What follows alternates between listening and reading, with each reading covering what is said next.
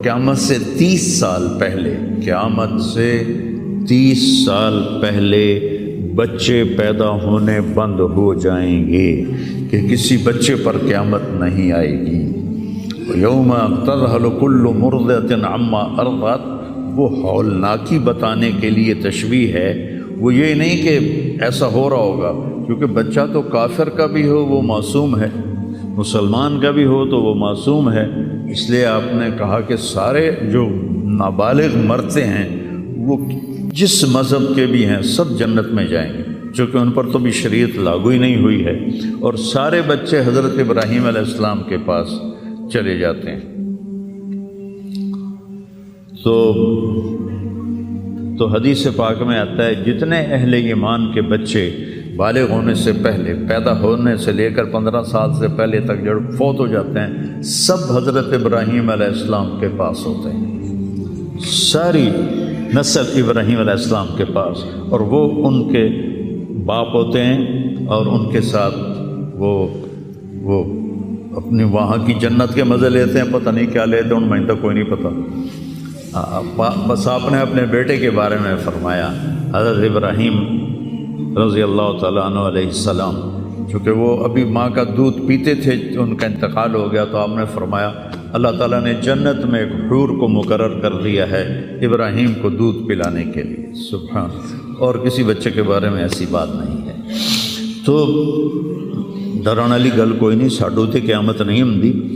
30 سال پہلے بچے پیدا ہونے بند ہو جائیں گے، قیامت 30 اور 30 سے اوپر کی عمر کے لوگوں پر ہوگی، اور وہ جانوروں کی طرح ہوں گے، سڑکوں پہ زنا کریں گے، اور ہر انسانی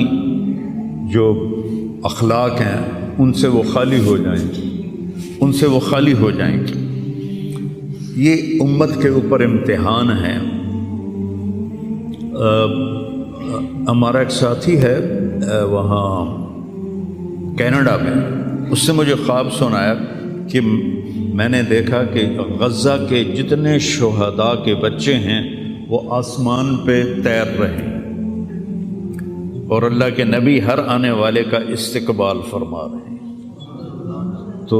ہمیں دیکھنے میں تو بڑا ظلم نظر ہے، ظلم ہے بھی صحیح، لیکن ہماری تو موج ہے، تو سارے جنت میں گئے، جتنے بڑے شہید ہوئے وہ بھی جنتی، عورتیں شہید ہوئیں وہ بھی جنتی، مرد شہید ہوئے وہ بھی جنتی، اور بچوں کا تو میں نے کینیڈا میں ایک نوجوان خواب دیکھ رہا ہے، راونڈ کا پڑھا ہوا ہے، عالم ہے، کہ میں نے خواب دیکھا کہ غزہ کے شہداء کے بچے آسمان پر تیر رہے ہیں،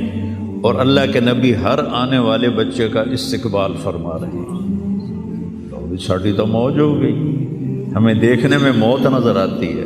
حقیقت میں دیکھو ایک ہوتا ہے کامیاب ہونا، اور ایک ہوتا ہے فتح پانا، ایک ہوتا ہے ناکام ہونا، اور ایک ہوتا ہے شکست کھانا۔ یہ دو الگ چیزیں ہیں، کامیابی الگ چیز ہے، فتح الگ چیز ہے، ناکامی الگ چیز ہے، شکست الگ چیز ہے۔ کربلا کے میدان میں سب سے مقدس خون بہایا گیا، سب سے پاکیزہ خون بہایا گیا، اور ان سب کو شکست ہو گئی، اور وہ سارے گردنیں کٹوا کے نیزوں پہ چڑھ گئے، لیکن وہ ناکام نہیں ہیں، وہ کامیاب ہیں۔ انہیں شکست ہوئی ہے، انہیں ناکامی نہیں ہوئی، وہ کامیاب ہیں۔ اور شمر کا لشکر وہ فتح پایا ہے، وہ کامیاب نہیں ہے، انہوں نے فتح پائی، کامیاب نہیں۔ ابن زیاد کی گردن کٹ کے جب لائی گئی مصعب بن عمیر کے سامنے، جیسے حضرت حسین علیہ السلام کی گردن کٹی ہوئی ابن زیاد کے سامنے رکھی گئی، تو وہ ایسے منہ پہ چھڑیاں مار کر کہنے لگا، میں نے ایسا خوبصورت چہرہ آج تک نہیں دیکھا جو مرنے کے بعد بھی اتنا چمکتا۔ کٹی ہوئی ابن زیاد کے سامنے رکھی گئی